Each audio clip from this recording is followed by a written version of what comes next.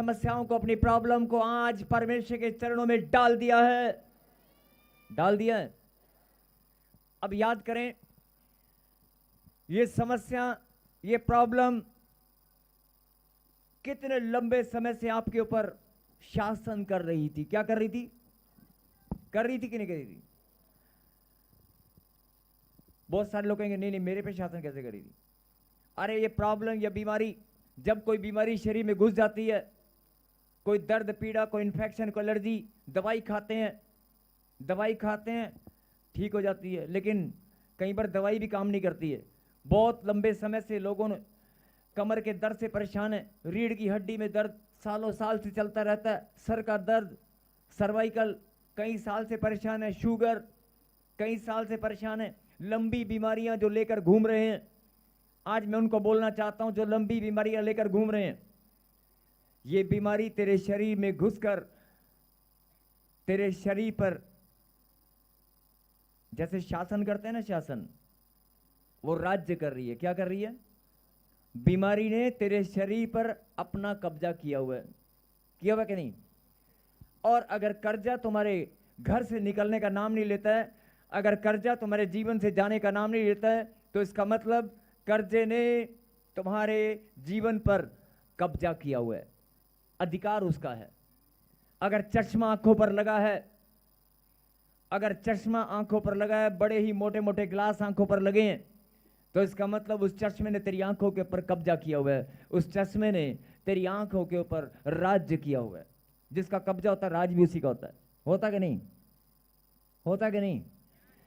और अगर आपको संतान नहीं मिल पा रही है, बच्चा नहीं मिल पा रहा है, बहुत लंबे समय से आप कोशिश कर रहे हैं, तो हो सकता है किसी जादू टोने ने, किसी श्राप ने आपके ऊपर कब्जा किया हुआ है, आपके ऊपर राज किया हुआ है।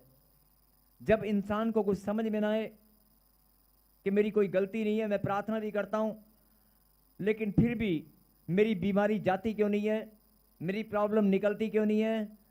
ये बीमारी ने, कर्जे ने, प्रॉब्लम ने, समस्याओं ने, बेरोजगारी ने, हालात ने, परिस्थिति ने मेरे ऊपर कब्जा क्यों किया हुआ है? आपको समझ में नहीं आएगा, लेकिन आप जानते हैं, बार बार प्रार्थना करने के बाद भी आपको उत्तर नहीं मिलता, और बार बार प्रार्थना करने के बाद भी आप अपने आप को फेलियर महसूस करते हैं, आप फेल महसूस करते हैं। आज ऐसे लोगों को परमेश्वर आज एक बहुत बड़ा गिफ्ट देने वाले हैं। आमीन। ऐसे लोगों को परमेश्वर बहुत बड़ा गिफ्ट देने वाले हैं। और वचन में जाने से पहले एक और खुशखबरी मैं भी आपको देने वाला हूं।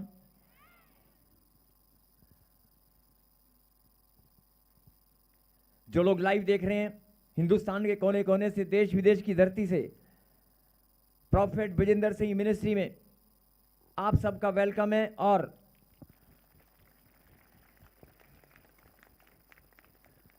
आप सबका वेलकम है, सबका, और सबके सब परमेश्वर की महिमा के लिए एक बहुत बड़ी शोभा यात्रा हम निकालने जा रहे हैं। हालेलुया, बहुत बड़ी शोभा यात्रा। हालेलुया। जो, ध्यान से सुनना, जो लोग खुदा से प्रेम करते हैं, जो लोग खुदा के दास से प्रेम करते हैं, जो लोग खुदा के कलाम से प्रेम करते हैं, वो इस शोभा यात्रा में जरूर शामिल होंगे। मैं आपको निमंत्रण देता हूं, आपको इनविटेशन देता हूं, सब लोग इस शोभा यात्रा में जरूर आएंगे। कोई भी छूटने ना पाए, कोई भी इस शोभा यात्रा को मिस करने ना पाए। आप सबको मैं निमंत्रण देता हूं। और ये शोभा यात्रा बड़ी धूमधाम से परमेश्वर की महिमा के लिए, पूरे मानव जाति के उद्धार के लिए, जैसे परमेश्वर ने अपने आप को बलिदान दिया, उसके बलिदान, उसके जी उठने की सामर्थ को, उसके सुसमाचार को पूरे जगत में हम एक संदेश इस शोभा यात्रा के माध्यम से, हमें एक संदेश पूरे जगत में हम देंगे। सब मिलकर इस शोभा यात्रा में शामिल होंगे और पूरे जगत में यह संदेश हम फैलाएंगे। आमीन। और सब इस शोभा यात्रा के लिए प्रार्थना जरूर करेंगे। और यह बड़ी खुशी की बात है कि इस बार दोनों शोभा यात्राएं दो नहीं होंगी, इस बार एक ही होगी, और वो जालंधर में निकाली जाएगी। हालेलुया। ये शोभा यात्रा जलंधर में निकाली जाएगी और सब लोगों को मैं निमंत्रण देता हूं कि आप सब लोग जरूर आएं।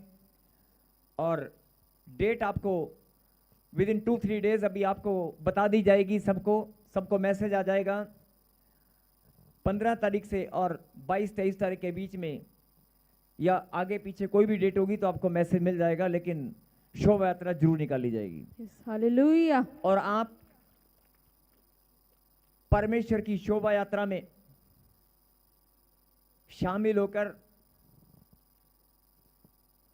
परमेश्वर की शोभा यात्रा में शामिल होकर आपको अपने आप पता चलेगा कि मेरे परिवार की शोभा, मेरे बिजनेस की शोभा, मेरे जीवन में मेरे रिश्तों की शोभा बढ़ती जा रही है। Yes, hallelujah. आप जरूर आए, आप सबको मैं निमंत्रण देता हूं और आगे वचन में चलेंगे। सबके परमेश्वर में धन्यवाद करता हूं।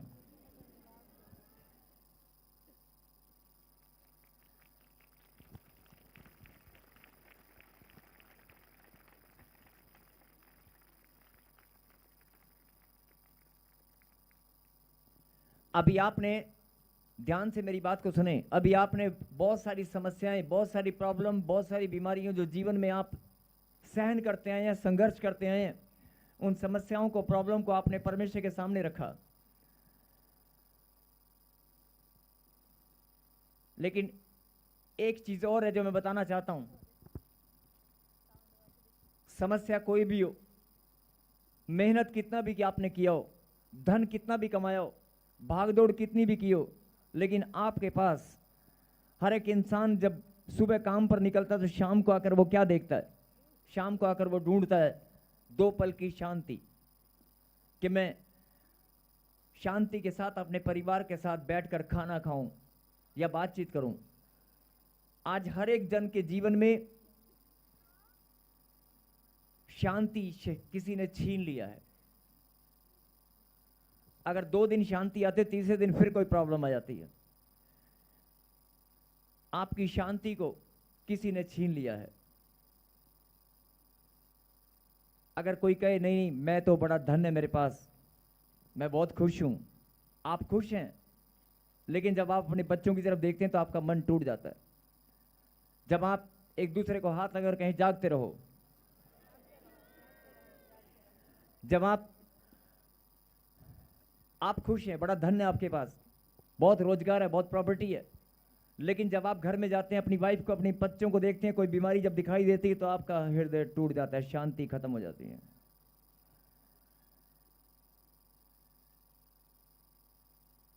जो शांति आप ढूंढ रहे थे, जो खुशियां आप ढूंढ रहे थे, हो सकता है उस खुशी के ऊपर, उस शांति के ऊपर किसी ने कब्जा किया हुआ है। आज परमेश्वर भारताच्या प्रगतीची खरी ताकद आहे ज्यांच्या परिश्रमांना। आप तैयार है रिसीव करने के लिए? Yes. तो सुने, निकालें कुलुस्सियों की किताब, कुलुस्सियों की किताब 3 अध्याय, चैप्टर 3 एंड वर्स 15, और पढ़ेंगे 3 का 15। हालेलुया। मसीह की शांति जिसके लिए तुम एक देह होकर बुलाए भी गए हो, तुम्हारे हृदय में राज्य करे और तुम धन्यवादी बने रहो। स्क्रीन पे बड़ा करके रखना है इसको कहीं। हालेलुया। हालेलुया। लिखा मसीह की शांति। किसकी शांति? मसीह की। मसीह की शांति। फिर से बोलें, किसकी शांति? मसीह की शांति जिसके लिए तुम एक देह होकर बुलाए भी गए हो, एक देह होकर बुलाए भी गए हो। मसीह की शांति। मसीह की शांति का मतलब है परमेश्वर की शांति। आपके पास अगर परमेश्वर की दी हुई शांति आपके पास है, आप मेरी बात समझ रहे हैं?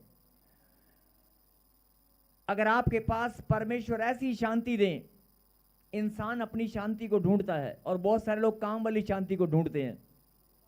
बड़े बड़े शहरों में यह सच्चाई है, बड़े बड़े शहरों में लोग काम वाली शांति को ढूंढते हैं। शांति भाई, काम वाली शांति नहीं मिलती है, पैसे लेकर भी ढूंढते हैं, कि कोई काम करने के लिए, मेरे बच्चों को केयर टेक करने के लिए, संभालने के लिए कोई शांति बाई आ जाए। मतलब आप पैसा देकर भी बहुत सारी चीजें लेना चाहते हैं लेकिन नहीं ले पाते। काम वाली शांति को आप ढूंढ रहे हैं, वो भी मिलना मुश्किल हो जाता है।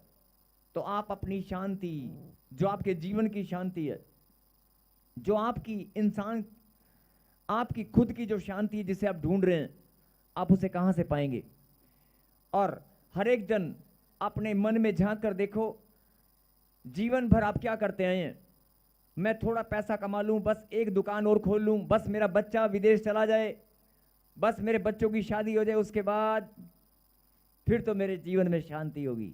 मैं बड़ा थोड़ा सा धन कमा लूं, मैं नौकरी से रिटायरमेंट ले लूं, नौकरी से रिटायरमेंट लेने के बाद, एक घर बनाने के बाद, हर एक इंसान जब एक टारगेट को लेता है कि मैं उसके बाद आराम से शांति से मैं अपना जीवन बिताऊंगा, उसके बाद जो लोग सेवा में कि मैं उसके बाद थोड़ा सा ये काम कर लूं, बस थोड़ा सा ये काम कर लूं, उसके बाद फिर मैंने तो प्रभु की सेवा ही करनी है।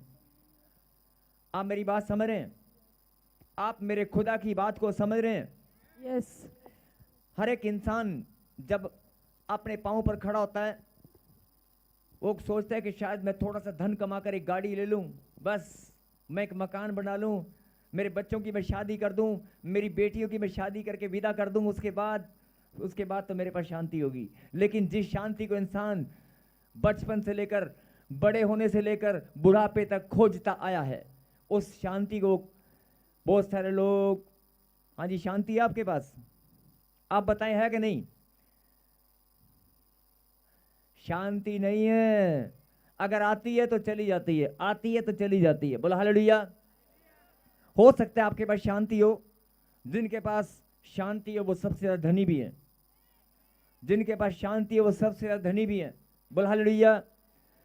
अगर आपके घर में एक सेकंड के लिए भी लड़ाई नहीं होती, एक पल के लिए भी झगड़ा नहीं होता, आपके विचार आपस में मेल करते हैं, आपके तालमेल बहुत अच्छे हैं, कोई लड़ाई झगड़ा आपके घर में नहीं है, और आपके घर में प्रेम ही प्रेम है, आप एक दूसरे के सहयोग करना जानते हैं, एक दूसरे से प्रेम करना जानते हैं, तो सबसे ज्यादा धनी आप हैं, तो सबसे बड़ी शांति आपके पास है। लेकिन अपनी आत्मा में, अपने हृदय में झांक कर देखो, कहां है शांति? कोई सासू मां के साथ उलझ रहा है, प्रार्थना करते हैं, कोई बहनों के साथ, कोई भाई के साथ झगड़ा करने पर लगा हुआ है, बोलते हैं मेरे घर में, मेरे जीवन में शांति है। अरे तुम्हारे घर में अगर लड़ाई झगड़ा नोक झोंक है तो कहां शांति है? अगर आपके घर में विचारों में गड़बड़ी है, तालमेल नहीं है, बाप ने बेटे को पाल पोस कर बड़ा कर दिया और बेटा अपने मर्जी से कुछ काम करना चाहता है लेकिन पिता उसको कुछ और कराना चाहता है, दोनों के विचारों में तालमेल नहीं है, वो अलग बात है कि पिता ने अपने मन को समझौता, बच्चे के साथ, हालात के साथ समझौता किया और उसको काम खोल कर दे दिया, अपनी जमा पूंजी उस पर लुटा दी, वो बर्बाद करे या बढ़ाए, लेकिन समझौता बाप ने किया, वो एक अलग बात है। लेकिन अगर तालमेल नहीं है तो शांति भी नहीं है। आप मेरी बात समझ रहे हैं? आपके रिश्तों में शांति नहीं है, आपके जीवन में शांति नहीं है, आपके विचारों में तालमेल नहीं है, आपके बिजनेस कारोबार में जहां भी आप जाते हैं, आप सोचते हैं कि मैं थोड़ा सा टारगेट अचीव कर लूं, मैं अपने बॉस को खुश कर लूं, बस मेरा बॉस खुश हो जाएगा फिर शांति रहेगी, फिर मैं आराम से जो मेरा टारगेट अचीव हो जाए। लेकिन टारगेट अचीव होने के बाद एक और बड़ा टारगेट आ जाता है। जीवन में जो भी आप टारगेट लेते हैं, जब भी कोई टारगेट को आप अचीव करते हैं, उस टारगेट के बाद एक और बड़ा टारगेट आपके सामने आ जाता है। जिनको बात समझ में आ रही है और जो बात को समझ रहे हैं और जिनको लगता है कि मेरे जीवन की बात हो रही है, वो हाथ उठाकर गवाही देंगे और कहेंगे हालेलुया। जिनको लगता है कि मेरे जीवन के हिस्से से जुड़ी हुई बात मुझे आज सुनने को मिल रही है, या मेरे पिता मुझे मेरे जीवन की बात मुझे समझा रहे हैं, तो एक बार कहें हालेलुया। आप बात कर रहे थे अभी शांति की, आपके रिश्तों में शांति नहीं है। अभी मैंने उदाहरण दिया, अरे काम वाली शांति, बड़े बड़े शहरों में काम वाली शांति नहीं मिलती है, शांति बाई को ढूंढ, शांति बाई एक, अगर वो भी नहीं मिल पा रही है तो आपके जीवन में शांति कहां से मिलेगी? बड़ा पैसा आप कमा लें, बड़ा कुछ भी कमा लें, अगर समय रहते आपने अपनी माता पिता का प्यार नहीं पाया, अगर समय रहते आपने माता पिता की सेवा नहीं कर पाए, आपने सोचा कि मैं बड़ा होकर नौकरी करूंगा, ध्यान से सुनना मेरी बात को, बड़े होकर नौकरी करूंगा और नौकरी करते हुए मैं विदेश में जाऊंगा, माता पिता ने आपको विदेश भेज दिया या आप विदेश में चले गए या जॉब के लिए आप कहीं बाहर चले गए, उसके बाद आपने सोचा कि मैं बस सब थोड़ा सा सेटलमेंट कर लूं, थोड़े बच्चे सेटल कर लूं, फिर अपने माता पिता की सेवा करूंगा। वो सेवा करने को मिली या नहीं मिली? समय रहते अगर सेवा करने को नहीं मिली, माता पिता को कुछ हो गया, वो चले गए या आपसे और ज्यादा दूर हो गए, आपके पास समय नहीं है सेवा करने का, तो कहां आपके जीवन में शांति है? तो कहां आपके जीवन में शांति है? मन में वो विचार हमेशा के लिए रहेगा कि मैं अपनी मां की सेवा नहीं कर पाया, मैं अपने पिता की सेवा नहीं कर पाया। ऐसे बहुत सारे लोग हैं अपने रिश्तों में कि मैं अपने बच्चों को खुश नहीं कर पाया, मैं अपने बच्चों की खुशियों के लिए मैं कुछ करना चाहता था लेकिन मैं कुछ नहीं कर पाया। बहुत सारे लोग अपने आप को कोसते हैं। आप प्रभु को जानते हैं, परमेश्वर की सामर्थ्य को जानते हैं, लेकिन फिर भी आप अपने आप को कोसते हैं कि मैं अपने बच्चों के लिए कुछ करना चाहता था लेकिन मैं कुछ कर नहीं पाया। उल्टा बीमारी ने मुझे और दबा दिया है। मैं 4 पैसे कमाकर कुछ करना चाहता था लेकिन 4 की जगह 40 पैसे और मेरे ऊपर खर्चा पड़ गया है। अरे जितना मैं 4 कदम आगे चलता हूं उतना ही 4 कदम मुझे पीछे जाना पड़ता है। 4 कदम आगे चलता हूं 2 कदम पीछे जाता हूं, फिर 4 कदम आगे चलता हूं फिर 10 कदम पीछे जाना पड़ता है, फिर मेरे कदम ही रुक जाते हैं। वो 4 कदम एक ही कदम में बदल जाता है। आप मेरी बात समझ रहे हैं? जब भी आप बढ़ने की सोचते हैं, आपकी बढ़ोतरी को कोई रोक रहा है। आपके जीवन में बहुत सारे लोग कहते हैं कि ये जीवन है ऐसे ही चलता रहेगा। अरे ऐसे नहीं चलेगा। परमेश्वर ने ऐसा जीवन आपको नहीं दिया। परमेश्वर ने आनंद से भरा, खुशियों से भरा, अच्छी तंदुरुस्ती के साथ। हालेलुया। छोटा सा बच्चा देखा आपने, ध्यान से सुनना, नन्ना मुन्ना बच्चा देखा आपने, 6 महीने से 6-7 महीने 8 महीने के बच्चा जब बढ़ने लगता है, 3-4-5 साल तक जब वो बच्चा बढ़ता रहता है, आप उसे गोदी में खिलाते हैं, उसको देखकर, उसकी मासूमियों को देखकर आप ताली बजाते हैं, हंसते हैं। उसके खाने पीने को देखकर, उसको गोदी में उठाने को देखकर कितना प्यार आप उसे करते हैं। जैसे वो मासूम बच्चा तंदुरुस्ती के साथ, अच्छी सेहत के साथ खेलता है, कूदता है, खुश रहता है, ना उसको स्कूल की चिंता है, ना उसको पढ़ाई की चिंता है, उसको बस खाना पीना सोना और खेलना है। उसके पास कोई चिंता नहीं होती, उसके पास शांति शांति होती है। होती है कि नहीं होती है? होती कि नहीं? और माता पिता उसे देखकर खुश होते हैं कि ये ऐसे ही मेरा पिता आपको ऐसा जीवन देना चाहता है। आमीन। कि आप काम करते रहें, जो आपका मन करे, जो आपका मन करे, प्रार्थना करते रहें, काम करते रहें, खाते रहे, पीते रहे, चलते रहे, फिरते रहे, सोते रहे, जो आपको करना है करते रहें, लेकिन चिंता, प्रॉब्लम, समस्या आपके पास नहीं होनी चाहिए। ऐसा जीवन, जब छोटे से बच्चे को परमेश्वर ऐसा जीवन दे सकता है तो आपको नहीं दे सकता है।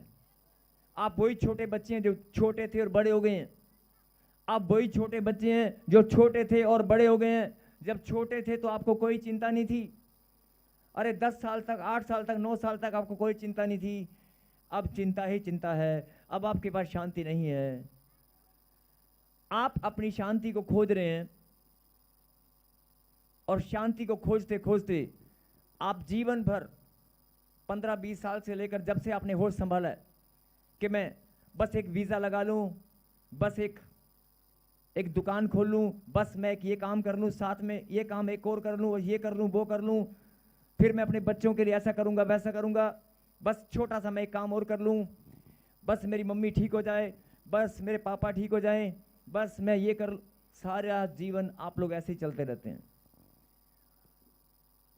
आज परमेश्वर आपको ऐसा गिफ्ट देना चाहते हैं जैसे आप बचपन में आनंद के साथ, बिना किसी चिंता के साथ, शांति और आनंद के साथ खेलते थे, कूदते थे, हंसते थे, ऐसा मेरा परमेश्वर आपको फिर से बनाना चाहता है। आमीन।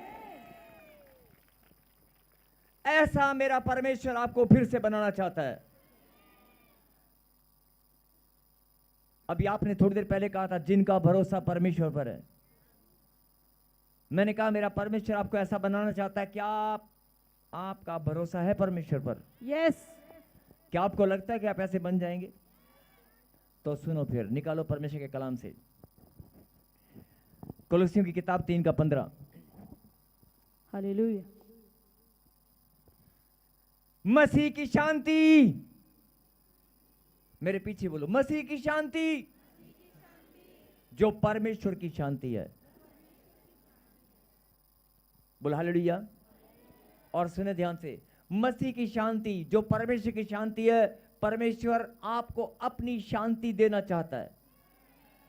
और जब परमेश्वर की शांति आपके जीवन में आएगी ना, परमेश्वर की दी हुई शांति, तो आपके पास कोई दुख, कोई चिंता, कोई तकलीफ, कोई प्रॉब्लम, कोई समस्या नहीं होगी। आमीन। परमेश्वर आपको अपनी शांति देना चाहते हैं, क्योंकि आप अपनी शांति के चक्कर में परमेश्वर की शांति को भूल गए हैं।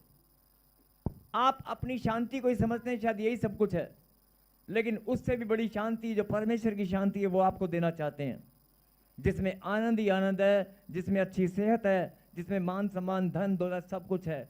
चिंता, टेंशन, बीमारी दूर दूर तक नहीं है। आमीन। चिंता और बीमारी का कोई नाम ही नहीं है।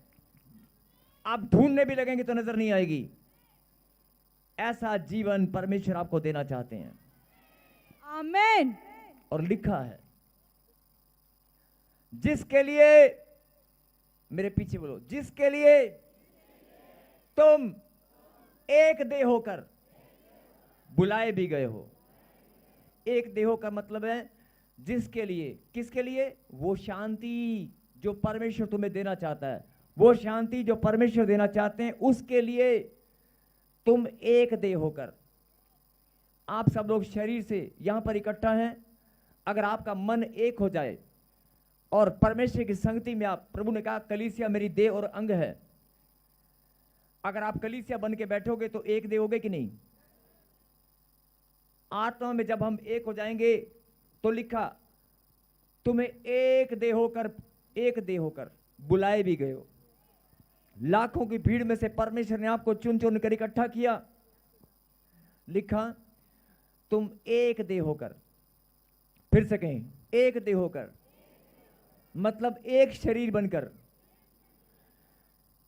अब कईयों को हो सकता है समझ में नहीं आ रहा होगा, मैं रिपीट कर रहा हूं, जरा सुनना ध्यान से। पीछे वाले, मसीह की शांति जिसके लिए तुम एक देह होकर बुलाए गए हो, मतलब ऐसी शांति जो परमेश्वर की शांति है, जिसके लिए, उस शांति के लिए, वो शांति मिलती वहां पर है जहां एक देह हो जाती है। जहां एक देह नहीं होती वहां नहीं मिलेगी। अगर आप 4 लोग या 5 लोग घर में बैठकर भी एक मन हो जाएंगे तो वहां भी आपकी एक देह हो जाएगी। आप जिस बिजनेस में, जिस कारोबार में, अगर आप कंपनी में 50 लोग काम करते हैं, अगर आपके बिजनेस में 10 लोग काम करते हैं तो 10 के 10 विचार और मन एक हो जाएगा तो वहां भी आप एक देह हो जाओगे। आपका सारा स्टाफ एक मन हो जाएगा तो एक देह हो जाएंगे। और जब जहां एक देह हो जाती है वहां मसीह की शांति उतर आती है। आमीन। आप मेरी बात समझ रहे हैं? लिखा है, मसीह की शांति जिसके लिए, किसके लिए? मसीह की शांति के लिए। किसके लिए? मसीह की शांति के लिए। मसीह की शांति जिसके लिए तुम एक देह होकर बुलाए गए हो। मसीह की शांति जिसके लिए तुम एक देह होकर बुलाए गए हो। लास्ट दोबारा सुनना। हाँ जी, सब यहीं पर हैं? यस। पीछे वाले, दाएं वाले, ऑनलाइन वाले सब यहीं पर हैं? हाँ जी, सब यहीं पर हैं।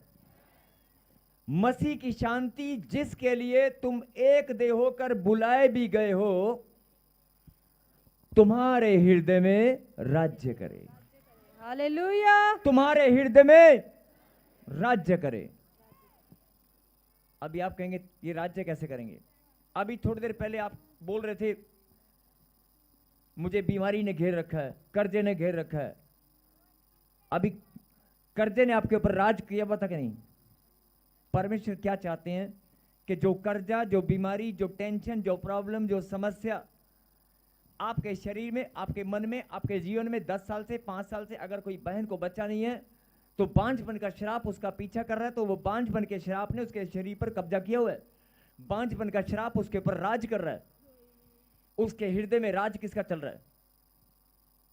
परमेश्वर आपको बताना चाहते हैं मसीह की शांति जिसके लिए तुम एक देह होकर बुलाए गए हो तुम्हारे हृदय में राज्य करे। मतलब तुम्हारे हृदय में सदा राज किसका होना चाहिए? मसीह की शांति का। तुम्हारे हृदय में राज्य किसका होना चाहिए? मसीह की शांति का, परमेश्वर की शांति का तुम्हारे हृदय में राज्य होना चाहिए। और राज्य किसका है? आपको बात समझ में आ रही है? मसीह की शांति तुम्हारे हृदय में राज्य होनी चाहिए, पर यह परमेश्वर की इच्छा है। लेकिन थोड़ी देर पहले अभी आप बोल रहे थे कर्जा है। अब ध्यान से सुनना, एक मिनट। एक भाई को एक फोन आता है और वो फोन अचानक से बोलता है, बात सुन ध्यान से, मुझे कल शाम 5 बजे तक का टाइम है, अगर तूने मेरे पैसे नहीं दिए, अगर तूने मुझे कल पैसे नहीं दिए तो मैं तेरी वो हालत करूंगा, मैं तुझे समाज में ऐसा कर दूंगा, तुझे अपमान कर दूंगा, ये कर दूंगा, वो कर दूंगा, तेरे मकान को कब्जा कर, कुछ भी। आप बताएं, एक रात पहले उसने फोन किया कि तेरे पास 24 घंटे का टाइम है, तो अगले 12 घंटे या 24 घंटे वो कैसे बिताएगा? उसके हृदय में, उसके मन में क्या चल रहा होगा? टेंशन। उसके मन में क्या चल रहा होगा? कर्जा। उसके मन में क्या चलेगा? कर्जा, चिंता, टेंशन। तो उसके हृदय में किसका राज्य चल रहा है?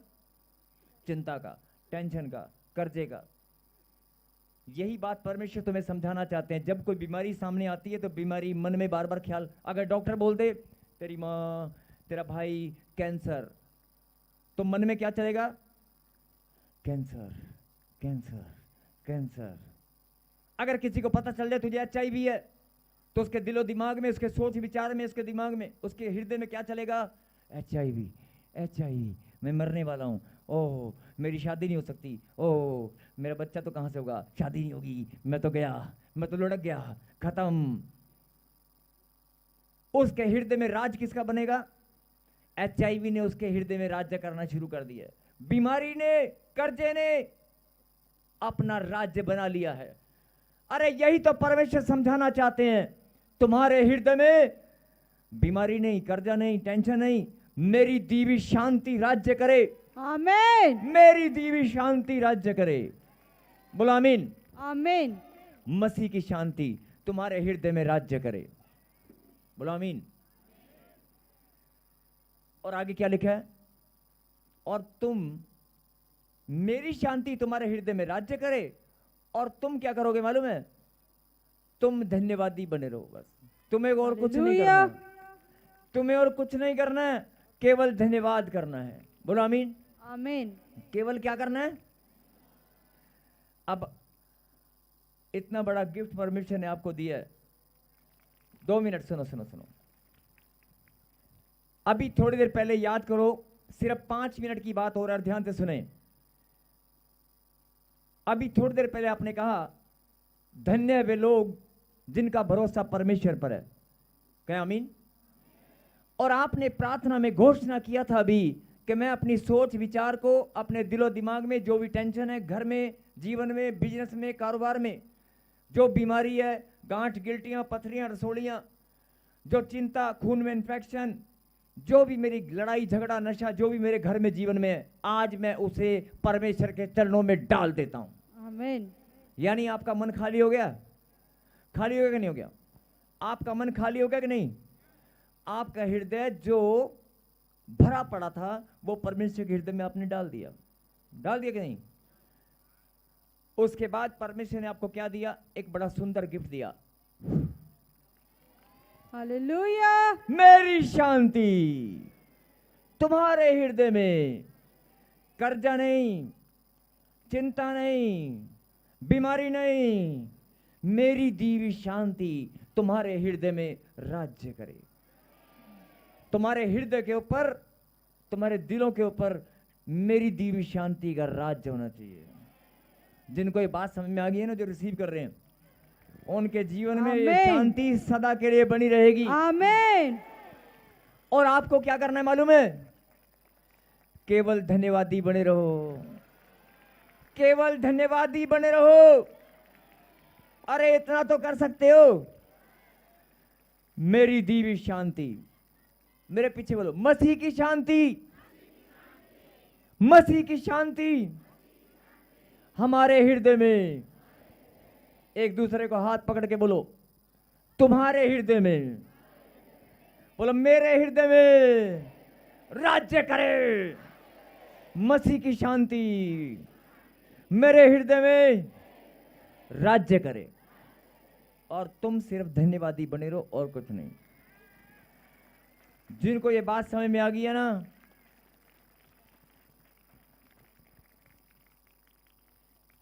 मसीह की शांति जिसके लिए, मतलब ऐसी शांति जिसके लिए तुम एक देह होकर बुलाए भी गए हो। अब बताओ किसने बुलाया? परमेश्वर ने बुलाया कि नहीं? एक देह होकर बुलाए भी गए हो। हिंदुस्तान के कोने कोने से परमेश्वर ने आपको बुलाया कि नहीं? चर्च बहुत हैं, प्रभु के दास बहुत हैं, लेकिन आपका आत्मा, आपका हृदय किसने खींच कर बुलाया? अपनी बुलाहट समझ में आ रही है? अपना चुना जाना समझ में आ रहा है? किस लिए? जिसके लिए। किसके लिए? मसीह की शांति। मसीह की शांति जिसके लिए, जिसके लिए तुम एक देह होकर बुलाए भी गए हो। आपके घर में कोई लड़ाई झगड़ा नहीं होगा। आपके घर में अगर ये वचन आपको याद रहेगा, आपके वचन आपके अंदर मनन करते रहेंगे, हर टाइम आपको ये ध्यान रहेगा कि नहीं नहीं, मेरे हृदय में मसीह की शांति राज्य करेगी। आप इस वचन को हथियार बनाकर हर चीज को उखाड़ कर फेंक सकते हैं। वैसे तो प्रभु ने आज सब कुछ खाली कर दिया है, आपका जीवन नया हो चुका है। आमीन। और जो वचन के हथियार से लड़ना जानते हैं वो दुनिया के सबसे बड़े योद्धा हैं। आमीन। दुनिया में सबसे बड़े योद्धा में गिनती आती है उनकी। मसीह की शांति जिसके लिए तुम एक देह होकर बुलाए भी गए हो, तुम्हारे हृदय में राज्य करे और तुम धन्यवादी बने रहो, बस। आमीन। अब धन्यवाद कैसे करना है?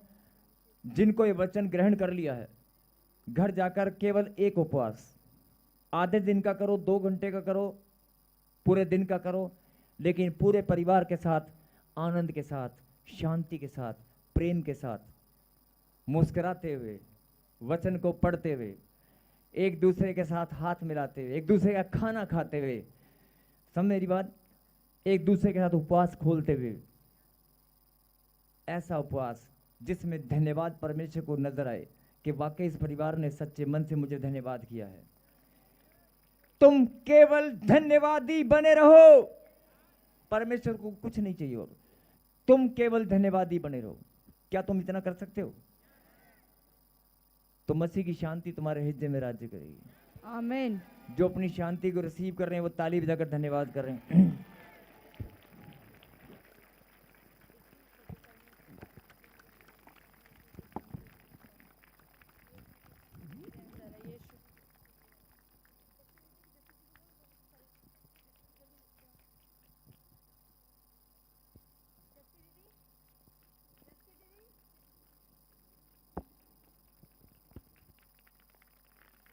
हालेलुया। मसीह की शांति, मसीह की शांति, मसीह की शांति, परमेश्वर की शांति मेरे हृदय में राज्य करे, राज्य करे। यीशु के नाम में मांगता हूं, आमीन। हाँ जी, आज से आपको कैसे जीना है? आज से रोते हुए नहीं, प्रॉफिट जी, हे भाई, हे बहन, मेरे घर में ना, मेरे घर में मेरे, रोते हुए नहीं जीने का।